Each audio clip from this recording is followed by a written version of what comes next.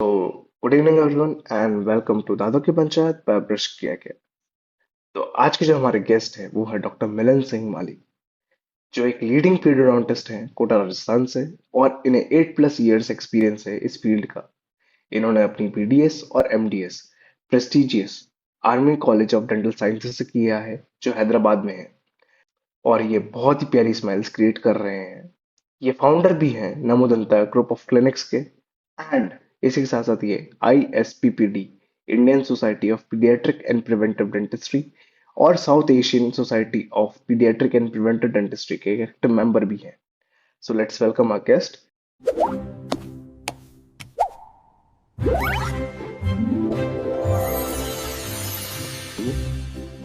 Good evening Thank sir, you, welcome. Good evening sir, welcome to our podcast. thank you, Danish, for the warm introduction. Welcome. हाँ, sir, मेरा पहला सवाल आपसे ये रहेगा कि एक पेरेंट को अपने बच्चे को पहली डेंटल विजिट को कब लेके आना चाहिए?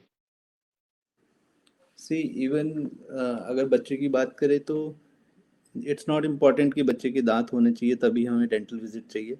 इवन इफ जब बच्चे के दांत नहीं इरप्ट हुए उससे पहले भी हमें ओरल हाइजीन को मेंटेन करना ज़्यादा ज़रूरी होता है।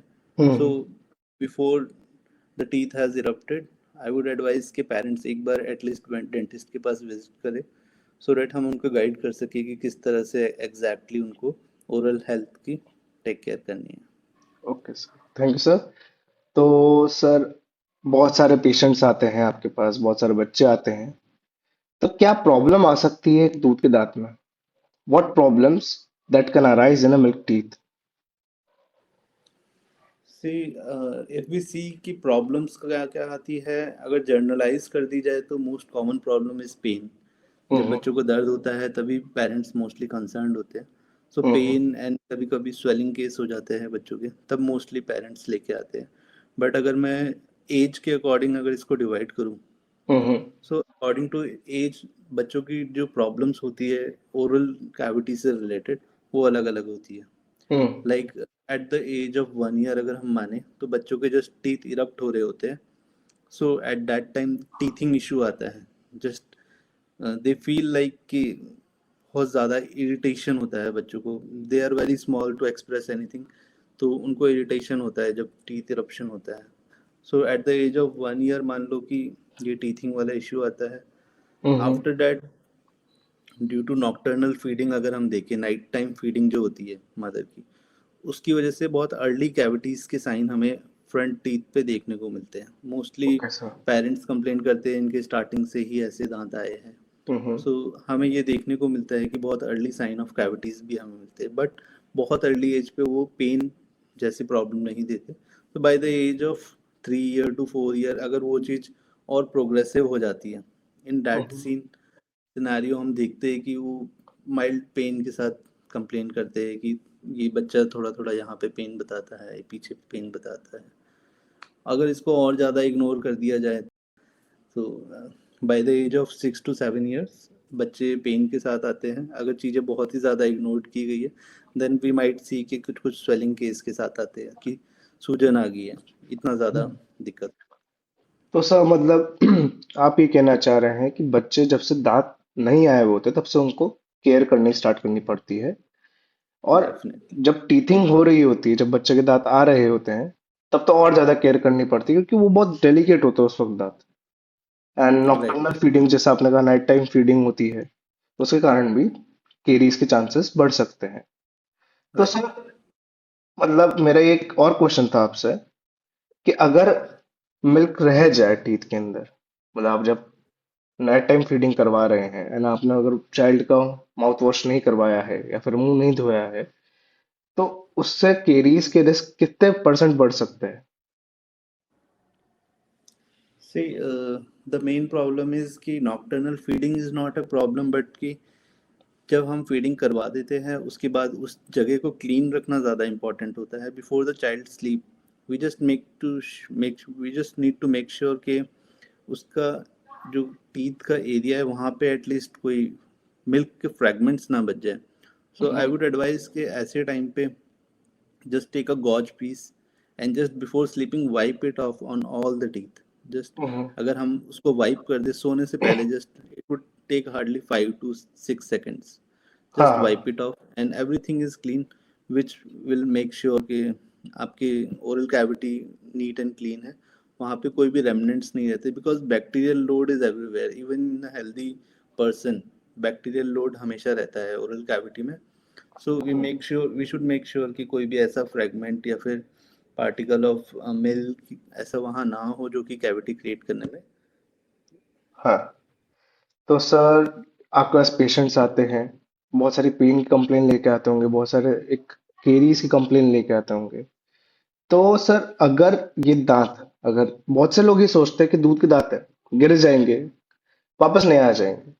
तो अगर हम मिल्क जो टीथ होते हैं यानी दूध के दांत, अगर हम उसे अनट्रीटेड छोड़ दें, तो क्या क्या कॉन्सिक्वेंसेस एक पर्सन को भुगतना पड़ सकता है?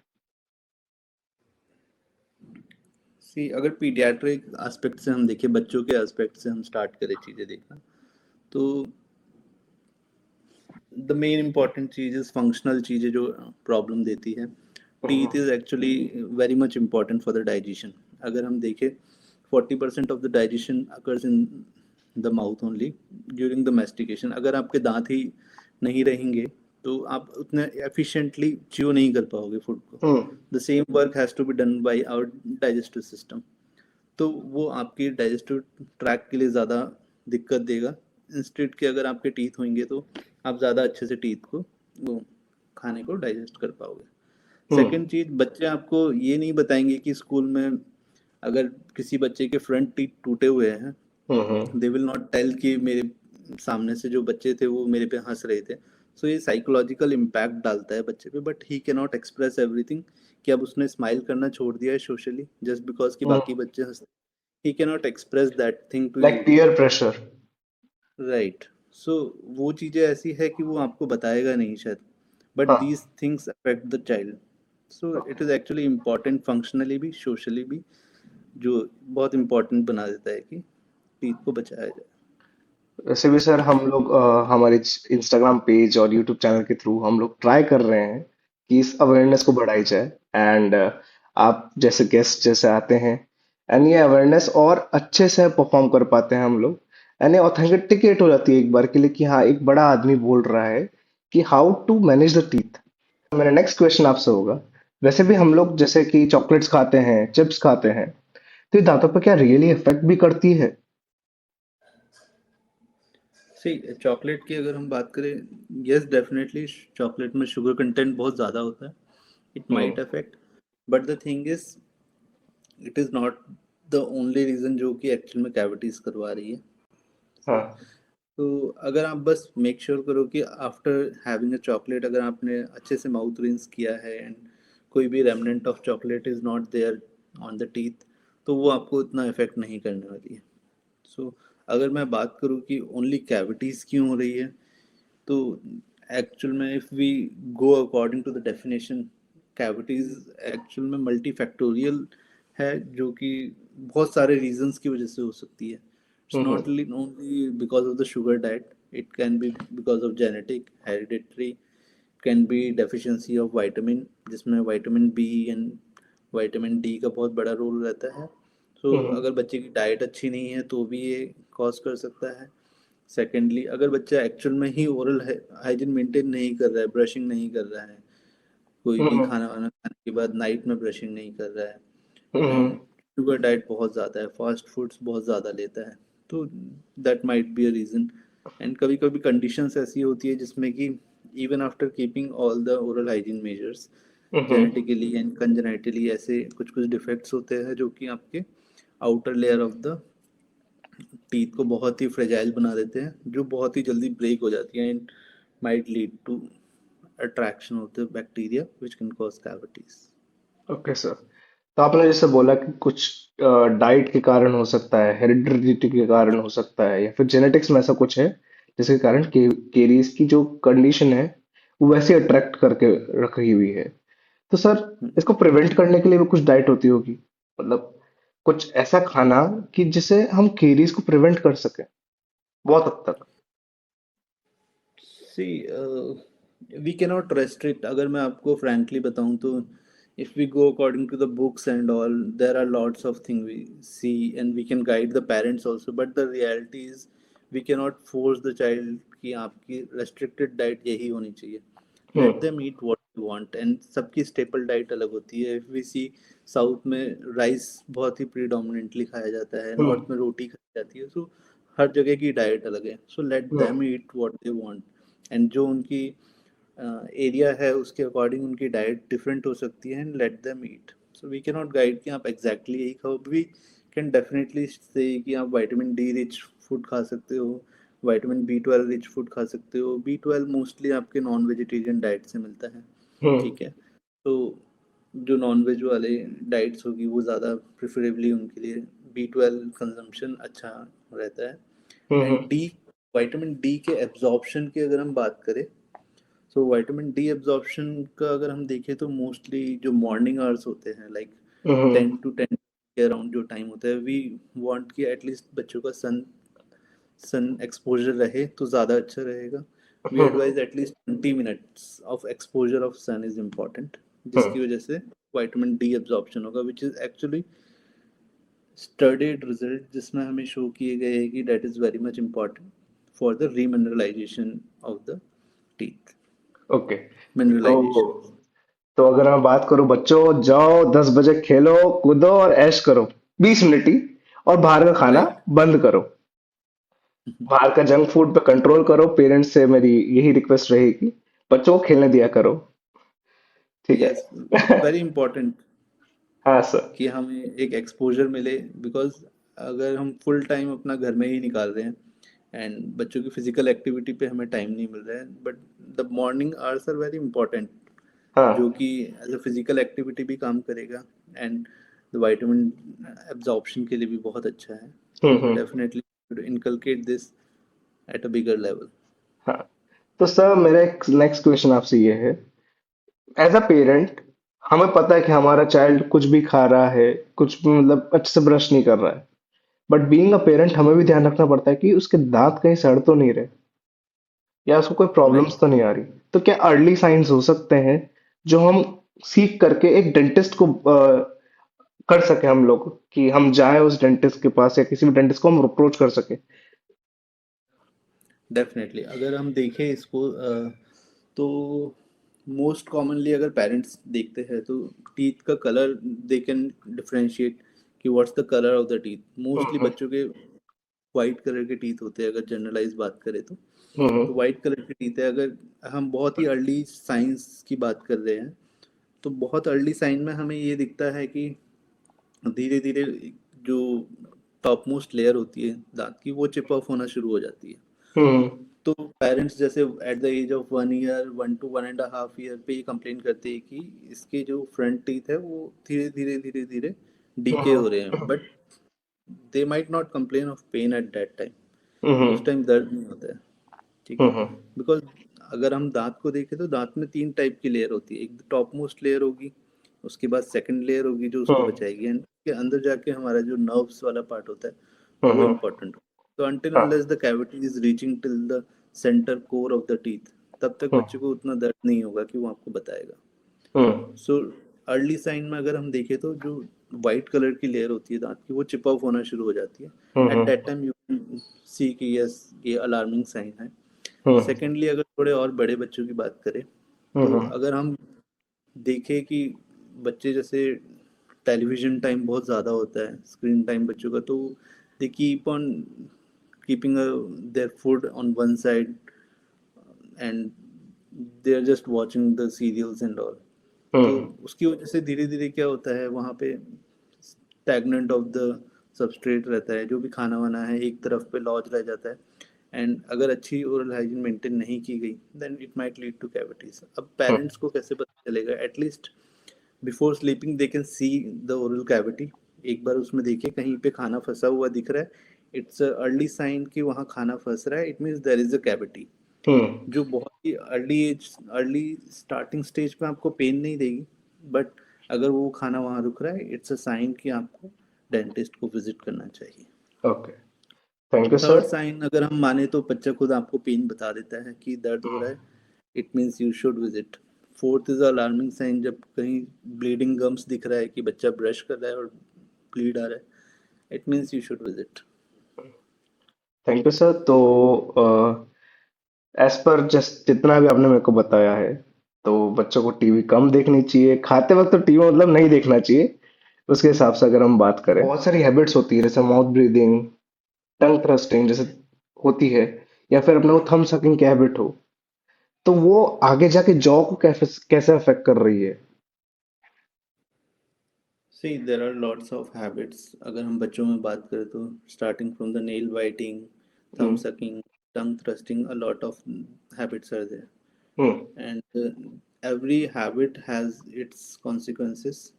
हाँ। लाइक अगर कोई भी हैबिट बहुत लंबे टाइम तक के लिए अगर वहाँ रह जाए, तो एक आपको डेंटो एल्वियोलर चेंजेस वहाँ पे शो करती है। हम्म। एंड अगर हम एक किसी हैबिट को पकड़ लेते हैं, लेट्स सी माउथ ब्रीदिंग की अगर हैबिट है, हम्म। सो ये डिफाइन करती है कि आगे जाके आपका एयरवे कॉम्प्रोमाइज होने वाला है। अगर बच्चा मुंह से सांस ले रहा है, इट मीन्स कि वो नेजल एयरवे को कम यूज़ कर रहा है, ठीक है। And I think it's a very vast topic to cover, but hmm. The thing is बहुत सारी चीज़ें हैं जो इससे अफेक्ट होती है। अगर हम एक मॉडल पे इसको समझे, तो if a child is keeping a thumb on the back side of this teeth, that is a thumb hmm. Sucking, right. And hmm. अगर वो इधर से धीरे धीरे प्रेशर लगाता रहेगा, it will hmm. Create a pressure on the front teeth, and there will be a moulding of this bone forwardly. तो अगर हम देखेंगे तो टीथ फॉरवर्डली प्लेस हो जाएंगे थोड़े, हम्म। जो जिससे आपका अगर हम देखेंगे तो प्रोफाइल थोड़ा बाहर की तरफ दिखेगा। हम्म। तो जर्नली अगर हम देखें तो जहाँ भी प्रेशर एक्स्ट्रा लग रहा है वहाँ पे आपका रिजॉर्प्शन होगा, and the opposite side there will be desorption, deposition of the bone, hmm. And it will lead to the malocclusion. Hmm. ऐसे तो ही अलग अलग टाइप की हैबिट्स है जो आपको अलग तरीके से अफेक्ट करती है। I think we should take a separate sure podcast sir, for that. Sure sir, sure sir, we will be very glad to have this. Okay, तो सर मेरा अगला क्वेश्चन आपसे ये रहेगा, जो हम सब ब्रश करते हैं, कुछ गलत तरीके से करते हैं, कुछ अच्छे तरीके से करते हैं, तो एक सही ब्रशिंग मेथड क्या होता है, स्पेशली फॉर किड्स? राइट। सो अगर किड्स की बात करें, सबका अलग ब्रशिंग मेथड होता है। लाइक अगर हम देखें बच्चों को कैसे बात ब्रश करना चाहिए, राइट। हम्म। सो बहुत ही सिंपल वे में अगर मैं एक्सप्लेन करूँ, let's see on this model, right. So for kids, you can use this circular motion, right? Hmm. This round and round motion. It's very simple, and बच्चों को आराम से आप इस तरह से मॉडल पे पहले ही दिखाइए, and show them this is the way you should brush. And अगर हम बात करें कि बच्चों को इंडिपेंडेंटली कब छोड़ना चाहिए ब्रश करने के लिए, most of the parents see कि अगर बच्चा ब्रश कर रहा है, let them do brush hmm. On their own. But I would suggest कि at least from like from starting you should make sure कि आप उनको ब्रश खुद से करवा रहे हो, and by the age of 3 you start guiding them how to brush. Till hmm. 3 years, do the brushing. Parents only should do the brushing. After that, guide the child. Just हाँ हाँ। stand behind him and show them कि हाँ, this is way you should brush them. And by the age of 6, if you are strong enough, confident enough that your child is doing the brushing in the right way, let them hmm. do them on their own. Okay हम sir. बात करें कि brushing की, the brushing is not only the way कि हम लोग oral hygiene को अच्छा मेंटेन कैसे करेंगे। यू शुड नो कि आपको ब्रश कैसे करना है, हम्म। आपको फ्लॉस कैसे करना है। मोस्टली लोग ब्रशिंग एंड टंग क्लीनिंग तक ही अपना हाइजीन मेंटेन करते हैं। आई वुड सजेस्ट कि आप उसमें फ्लॉसिंग भी इंक्लूड कीजिए, and along with that you should do gum massage. Gum hmm. massage is nothing but just a little pressure of thumb like this on the gums. Gums को अच्छे से वहाँ पे blood supply मिलेगा, and hmm. they will more easily, more strongly adapt to your teeth. Okay sir, okay sir, thank you. तो बढ़ता है sir हमारे नेक्स्ट सेगमेंट की ओर, जो स्पेशली डेंटिस्ट या फिर डेंटल फेलोज के लिए हमने डिजाइन किया है। तो सर हमारा फर्स्ट क्वेश्चन आपसे ये रहेगा, how behaviour management is important for paediatric dentistry? See behaviour management, अगर पीडियाट्रिक्स में बात करें तो सबसे इम्पॉर्टेंट चीज़ बिहेवियर मैनेजमेंट ही है। हम्म। एंड अगर कोई बच्चा डेंटल विजिट के लिए आ रहा है, we hmm. Should not run directly to treat the problem. First हमको ये समझने की ज़रूरत है कि बच्चा किस लेवल ऑफ कंफर्ट के साथ आपके पास आया है। हाँ यू हाँ। नीड टू मेक श्योर कि आप उसको उतने ही कंफर्ट लेवल पे लेके आओ जितना वो अपने फ्रेंड्स के साथ रहता है। Hmm until unless you make sure कि वो आपसे उस लेवल पे बात कर रहा है कि वो आपको सारी प्रॉब्लम्स समझा पा रहा है और आप हम्म अपने वर्ड्स उसको समझा पा रहे हो, then we can go ahead with the treatment. And hmm I would advise कि don't go for anaesthetic procedures, कोई भी ऐसा इन्वेजिव प्रोसीजर्स ना हो on at the first appointment. Go for a simple procedures like fluoride application. Just show the kid कि ये सारी चीज़ें हैं, हम्म। Just see, let them tells to see do. What. या टेल्स टू डू। तो अगर टेल शो डू जैसे आपने बताया अभी, तो टेल शो डू पीडियाट्रिक्स में बहुत बड़ा रोल प्ले करता है। वी हाँ। Need to tell the child कि आप भी कोई नई चीज़ इंट्रोड्यूस कर रहे हैं कि हम्म। ये इस तरह से काम करेगी, ये इतनी साउंड प्रोड्यूस करने वाला है। Let them be desensitise with that. एक डिसेंसिटाइजेशन का कॉन्सेप्ट होता है जिसमें क्या है कि बच्चे को चीज़ों से सेंसिटिव होगा। अगर कोई भी आप नई चीज़ उसके सामने लाओगे वो हम्म। उसको अफेक्ट करेगी। Let them be around them. हाँ हाँ। जैसे अगर हम डेंटिस्ट्री की बात करें तो मोस्ट कॉमनली एरोटर्स यूज होते हैं, सक्शंस यूज होता है। Hmm these all things make noises, but let the child be familiar with that noise, then go hmm ahead with that. तो वो हम्म। बच्चे के लिए ज़्यादा कंफर्टेबल हो जाएगा। And that will help you for the next sitting also. हाँ। And at the end also अगर हम देखें ऐसे, अगर 2-3 अपॉइंटमेंट्स आप ले लेते हो तो even a 3-year-old child can also take an anesthesia very easily. तो जो यंग जनरेशन ऑफ डेंटिस्ट है, जो आगे आने वाली जनरेशन है, जो पीडियाट्रिक्स के अंदर जाना चाह रही है या पीडियोडोंटिस्ट बनना चाह रही है, उनके लिए आप क्या एडवाइस देना चाहेंगे? See, for the young coming dentist, pediatric is a beautiful branch, and अगर आप आ रहे हो, you have to keep patience hmm. because kids are going to show you the tantrums, whatever they are showing at home. आपको बहुत तंग करने वाले, you have to keep patience. Okay. तो बहुत सारे challenges, not even pediatrics, हर एक branch में अपने अपने challenges होते हैं। You hmm have to be brave and show your hard work. आप कितना डेडिकेटेडली उस ब्रांच के साथ जुड़े रह सकते हो, and you will get the success. Okay sir, कि जो ओल्डर मेथड से पीडियाट्रिक पेशेंट को डील करने में और आजकल नई मॉडर्न डेंटिस्ट्री, उसमें क्या क्या चेंजेस आपको फील हुए हैं आते हुए? See lots of changes are there. अगर हम हर एक स्टेप पे भी बात करें, from the very beginning the child enters the clinic, आपका डायग्नोसिस कैसा रहता है, डायग्नोस्टिक मेथड्स कौन से हैं पहले के कंपैरिजन में। Now we have digital dentistry, पूरा डिजिटाइज हो चुका है, हम्म एक्सरेज डिजिटल हैं। हम्म बहुत प्रिसीजन के साथ हमें अच्छे रिजल्ट्स मिल जाते हैं, डायग्नोस्टिक टूल्स अच्छे हो गए हैं हम्म जिससे हम लोग मल्टी डायग्नोसिस कर सकते हैं। ट्रीटमेंट के बेसिस पे बात करें तो ट्रीटमेंट्स में हमारे पास बहुत सारे ऑप्शंस हो गए हैं। अगर हम पहले हम्म बात करें तो we were more and less wanting कि इसका डायरेक्टली कंप्लीट रूट कैनाल कर दिया जाए तो ठीक है। Now we have biocompatible materials also जो हम्म कि बहुत लेवल तक आपके दांत को बचाने में सक्षम रहते हैं। हम्म So talking about biodentine, MTA, like materials are available which make the dentistry more easy hmm and more advanced. Along with this, अगर advancement in the instruments की बात करें, we have loops and we have lasers, we have rotary instruments which hmm. are actually a great help in dentistry and creating a very smooth experience for the patient also. Okay sir, तो sir अब हम इस podcast को यहीं थोड़ा and करना चाहेंगे। By the way, आपके लिए एक छोटा सा सरप्राइज है। एक छोटा सा हम लोग एक रैपिड फायर राउंड रख रखा है आपके लिए। तो हम स्टार्ट करते हैं। Very, very brushing once a day या twice a day? twice a day. Okay. एक मिस्टेक जो पेरेंट्स हमेशा करते हैं अपने बच्चे के साथ while terms of oral health care? दूध का दांत है, निकाल दो सर। ठीक है। एक मैसेज जो आप पेरेंट्स को देना चाहेंगे? For parents I would suggest कि do 2 times brushing yourself, then expect your child कि वो भी 2 बार ब्रश करेगा। They do have hmm observational learning, So until unless you brush your teeth 2 times, don't हाँ, expect your child to brush them. Okay okay. So thank you sir, जो आपने valuable insight share किया हमारे साथ, उसके लिए दिल से थैंक यू सर।